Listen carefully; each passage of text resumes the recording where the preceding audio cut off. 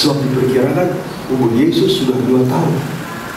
Sebab Raja Herodes inilah yang berkata kepada orang-orang yang datang dari timur itu, dan berkata, coba kamu pergi lihat di Bethlehem.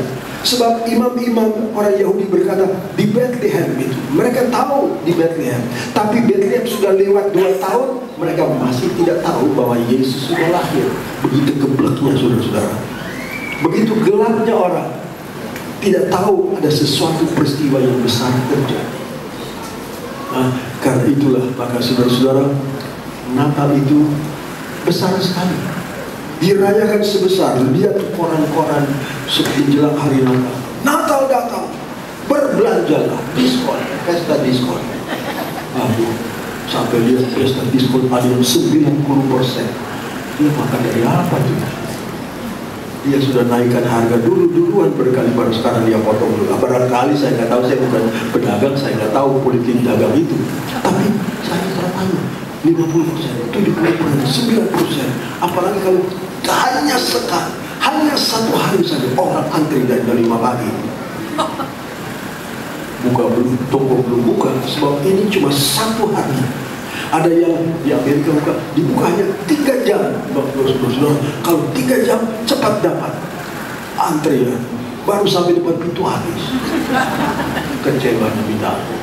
Tapi begitu ramainya orang merayakan Natal, sehingga Natal itu menjadi sesuatu yang terpenting bagi orang Kristen. Banyak orang Kristen yang paling penting buat dia adalah Natal.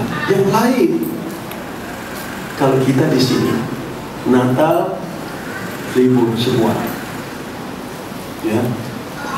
Paskah sudah dari hari Jumat, meskipun Yesus tidak mati hari Jumat.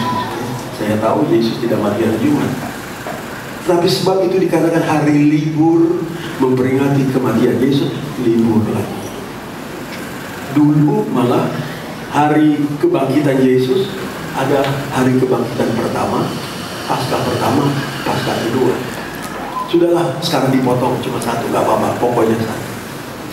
Hari kenaikan Yesus jatuh setiap minggu, tiap tahun jatuh hari Kamis. Hari Kamis, sebab apa hari Kamis itu? Yaitu dikatakan 40 hari sesudah Yesus bangkit.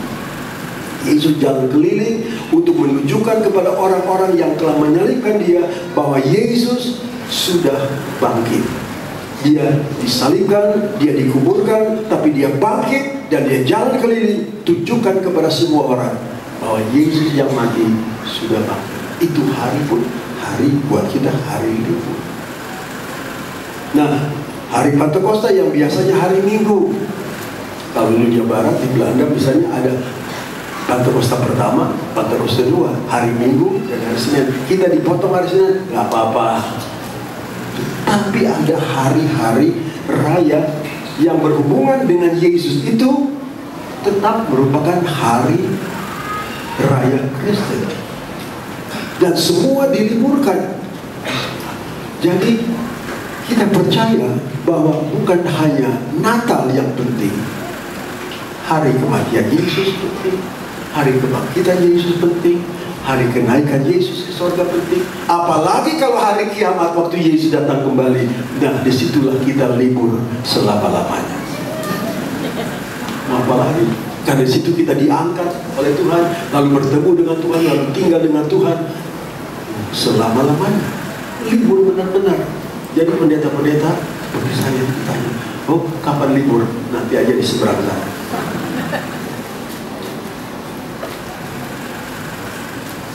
Haleluya.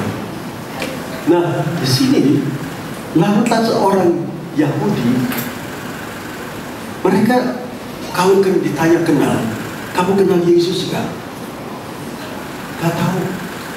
Tapi dalam Injil Matius, kita baca dalam Injil Matius pasal yang ke-13